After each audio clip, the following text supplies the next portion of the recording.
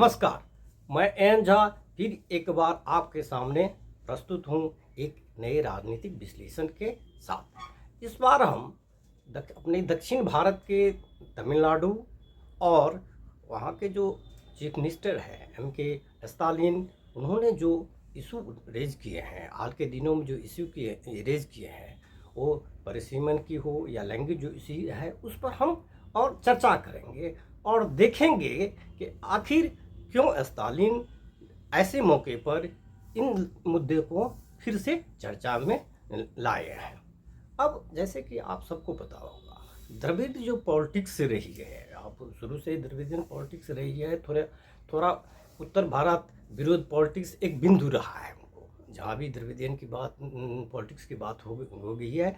अभी तमिलनाडु में द्रविडियन दोनों पार्टी है, DMK Dravida Munnetra Kazhagam, all India Dravida Munnetra Kazhagam AIDMK है, जो बारी बारी से सत्ता में पिछले 55 साल से खास करके ये सत्ता में आती रही है।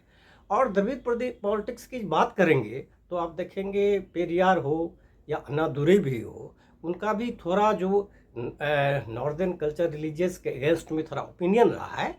भले उन दोनों का जो महान व्यक्ति का बहुत ही कंट्रीब्यूशन ये रहा है हमारे समाज में उनका बड़ा ही कंट्रीब्यूशन रहा है।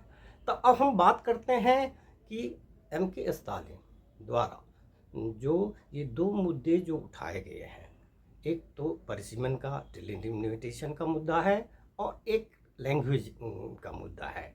ये जो न्यू एजुकेशन पॉलिसी 2020 है ना, 2020 की न्यू एजुकेशन पॉलिसी है, NEP जिसे कहते हैं, उसमें जो ट्राइलिंगुअल फॉर्मूला है उसके बारे में हम परिसीमन की चर्चा से बात शुरू करते हैं। हमारे कॉन्स्टिट्यूशन में ये मैंडेटेड है, 82 सेक्शन ऑफ जो है कॉन्स्टिट्यूशन है, भारतीय संविधान जो इसमें है, जो हर सेंसस के बाद जनगणना के बाद जो हमारे जो मेंबर ऑफ पार्लियामेंट है, MP लोअर हाउस के है या विधानसभा के है, जो उनके नंबर को देखा जाएगा, जो और उस अनुसार से उनके नंबर को बढ़ाया जाएगा। ये 82 सेक्शन ऑफ कॉन्स्टिट्यूशन में ये मैंडेटेड है। अभी हाल ही में जब बात हुई तो फिर से ये परिसीमन की चर्चा हो गई, हाँ तमिलनाडु से आई, जिनमें उनको ये था कि परिसीमन जो है, जो डिलिमिटेशन जो है, ये चूँकि पॉपुलेशन बेस्ड है, तो उन्हें साउथर्न के जो स्टेट खास करके तमिलनाडु जो है, उनको उस हिसाब से जो रिप्रेजेंटेटिव है, जो पॉलिटिकल रिप्रेजेंटेटिव है या मेंबर पार्लियामेंट डिजाइन में, उनमें उनको घाटा होगा, उनके नंबर कम होंगे। अब परिसीमन के थोड़ी इतिहास की बात करते हैं। जो हमारे यहाँ जो एक फर्स्ट परिसीमन 1951 में हुआ, लिमिटेशन एक्सरसाइज हुआ, उसके बाद 1961 में, उसके बाद 1971 में, 1973 में जो डिलिमिटेशन हुई है, उसी बेस पर अब तक जो हमारे पास जो सीट है, जो MP की इस लोअर हाउस में 543 सीट है, और 1973 जो डिलिमिटेशन हुआ था उस समय में है।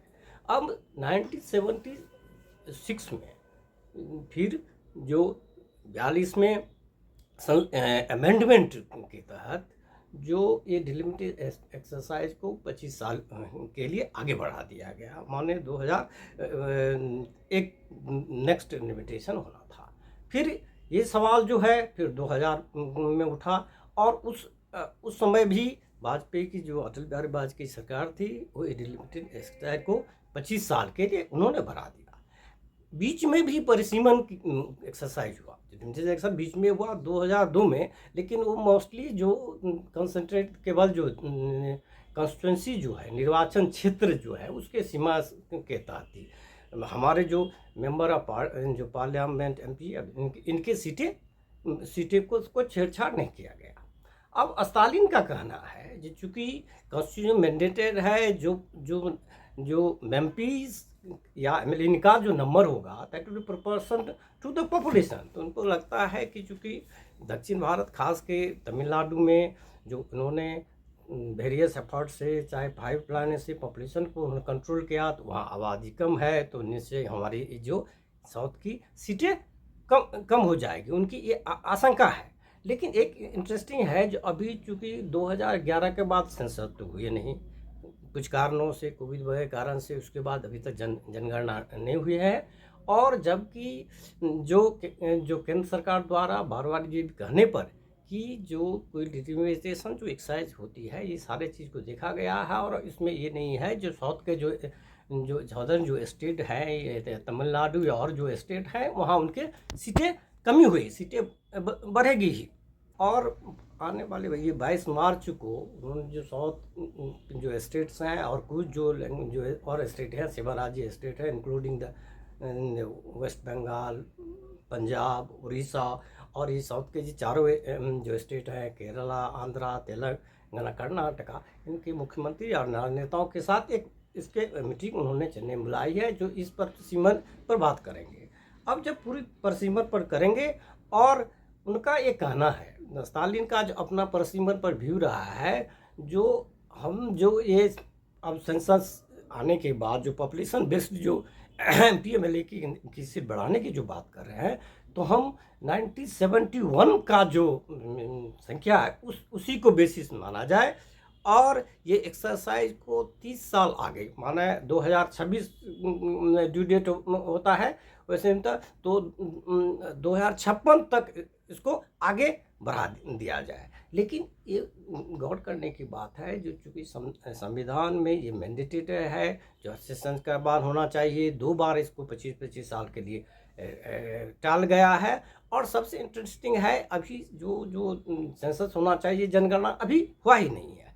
और इस बीच जो केंद्र सरकार जो है, भारतीय जनता पार्टी लीड जो केंद्र सरकार वो बार बार कर रहे हैं, जो इस तरह की जो एक्सरसाइज जब भी लिमिटेशन कैसे होगी, इसमें किसी स्टेट की सीट कम नहीं होगी। हाँ, ये बात ये है, जो पॉपुलेशन बेस्ड जो होगा, चलो जो एक्सपर्ट का कहना है, जब आप सीट का जो पॉपुलेशन के हिसाब करेंगे, तो नॉर्थ का पॉपुलेशन साउथ पॉपुलेशन में बहुत अंतर है। तमिलनाडु और साउथ के लोग के जो स्टेट हैं, खासकर तमिलनाडु ज़्यादा मुखर है, और उसमें भी स्टालिन ज़्यादा मुखर है। उनका कहना है कि हमने देखो अपने जो एजुकेशन वगैरह पर, फैमिली प्लानिंग पर फोकस देकर हमने अपने पॉपुलेशन को कंट्रोल कर दिया, हमारी आबादी कम है, तो निश्चित जो ये सेंसस बेस्ड, पॉपुलेशन बेस्ड जो डिलिमिटेशन एक्सरसाइज होगी, तो हमारे यहाँ सीटें कम हो जाएगी। तो उनका एक संदेह है इसमें ये संदेह है, इसलिए उन्होंने जो मीटिंग बनाई है, और धीरे धीरे ये मीटिंग जो है सेंटर वर्सेस स्टेट, पर्टिकुलरली अभी तमिलनाडु और भी जो स्टेट के बीच जो खींचातानी के बीच में आ गई है। परिसीमन के अलावा आप देखेंगे जो दूसरा जो इशू जो है, जो लैंग्वेज वाली इशू है, न्यू एजुकेशन पॉलिसी में जो ट्राई लैंग्वेज फार्मूला है, त्रिभाषी फार्मूला है, उसके अनुसार है जो एक जो सिलेबस में जो है, एक तो आपको मातृभाषा जो लैंग्वेज है, एक आधुनिक भारतीय भाषा और अंग्रेजी का प्रावधान है।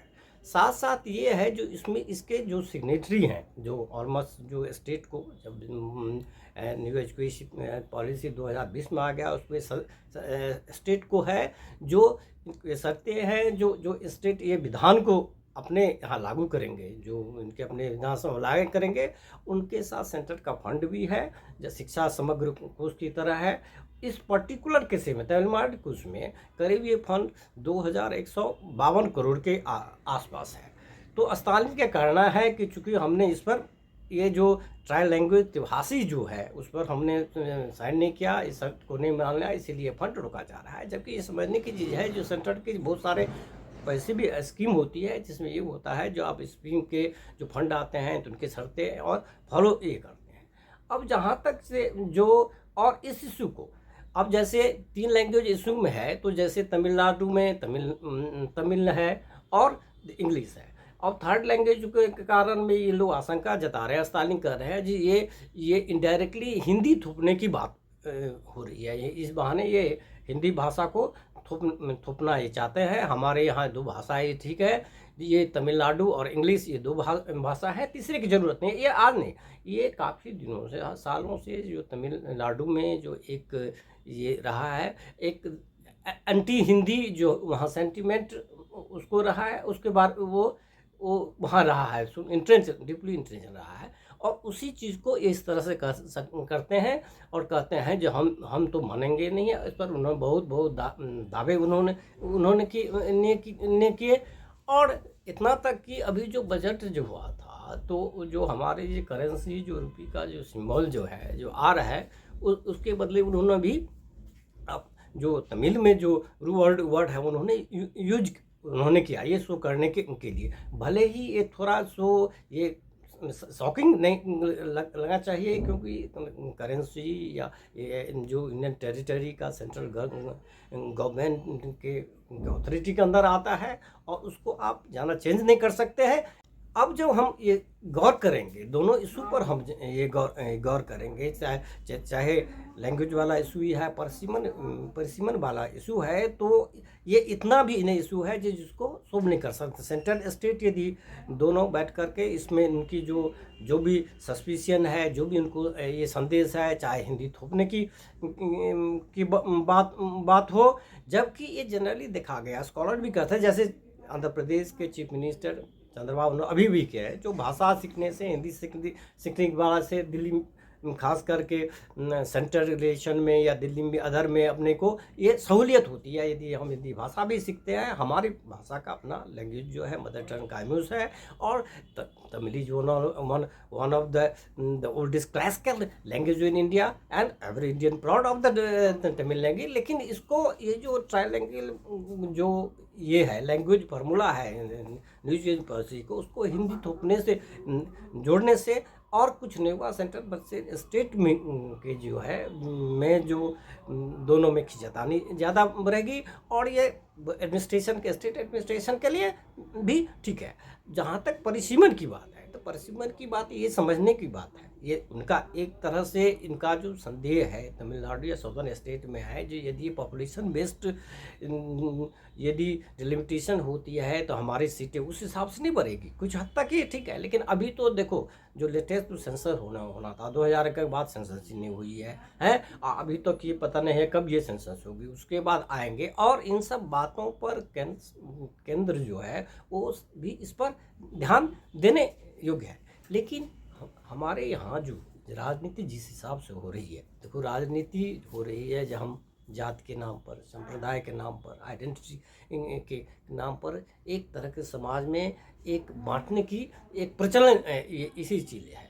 भले ही स्टालिन को तमिल या तमिलनाडु को उनके डेवलपमेंट की बात हो न हो, उनका नज़रिया है जो हम ये दोनों इशू को, ये जो लैंग्वेज वाला इशू जो है या ये इस जो परिसीमन वाला है, इसको दोनों हट करके हम ये एक प्रेजेंट करेंगे जो हम how we care about Tamil Nadu और तमिल जो पीपुल है उनके बारे में हम ये करते हैं। और ये सेंटर वर्सेस स्टेट, और संजोग से बात है जो मोस्ट ऑफ जो नॉन बीजेपी जो स्टेट्स हैं वो जैसे बाईपास के मार्च में है, तो वो सभा ने उन्हें भी एक मौका बन गया।